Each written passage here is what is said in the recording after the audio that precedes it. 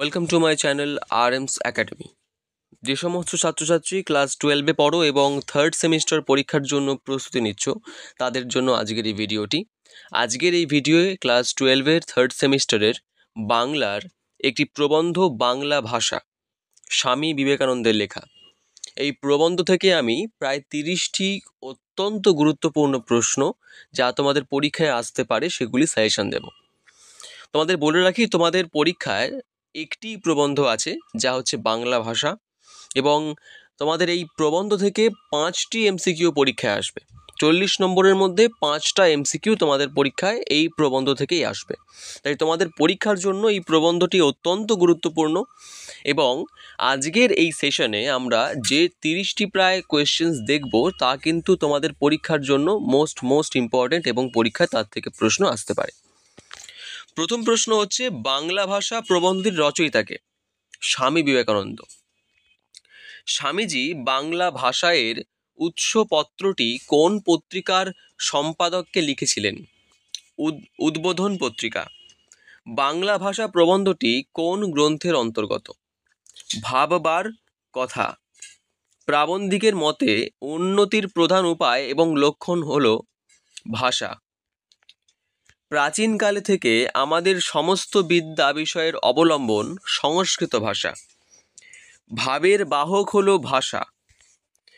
বুদ্ধ, চৈতন্য, রামকৃষ্ণ প্রমুখ মনীষী এসেছেন লোকহিতায়, মানে লোকের ভালো করতে। যেসব মনীষী লোকহিতায় এসেছেন তারা কোন ভাষায় শিক্ষা দিয়েছেন? সাধারণের ভাষায়। Option A. প্রাচীনকালে ভারতবর্ষের সমস্ত বিদ্যা ছিল, অপশন ডি, সংস্কৃত ভাষায়। বাংলা ভাষার উৎসপত্রটি স্বামীজি লেখেন, অপশন এ, স্বামী ত্রিগুণাতীতানন্দের উদ্দেশ্যে। প্রাবন্ধিক কোন ভাষাকে কিম্ভূত কিমাকার বলেছেন? অপশন ডি, লেখার ভাষাকে। তখন এইসব চিহ্ন উদয় হলো কখন? অপশন ডি, যখন দেশটা উচ্ছন্নে যেতে আরম্ভ করলো। এটা উচ্ছন্নে হবে, হ্যাঁ। প্রাবন্ধিকের মতে কলকাতার ভাষা বিস্তৃত হবে চট্টগ্রাম থেকে বৈদ্যনাথ পর্যন্ত। ক্রোধ, দুঃখ, ভালোবাসা জানানোর ভাষাকে প্রাবন্ধিক কি বলে চিহ্নিত করেছেন? অপশন বি, লেখার জন্য আদর্শ ভাষা। পূর্ব পশ্চিমী ভেদ উঠে যাবে যখন? অপশন বি, রেল এবং গতানুগতির সুবিধা হবে। বাংলাদেশের স্থানে স্থানে রকমারি ভাষা কোনটি গ্রহণ করব? অপশন ডি, কলকাতার ভাষা। চট্টগ্রাম থেকে বৈদ্যনাথ পর্যন্ত কোন ভাষা চলবে? কলকাতার ভাষা। পাঠ্য প্রবন্ধ অনুযায়ী যারা লোকহিতায় এসেছেন তারা হলেন বুদ্ধ, চৈতন্য, রামকৃষ্ণ। Option A. মহাকাব্যর রচয়িতা হল পতঞ্জলি।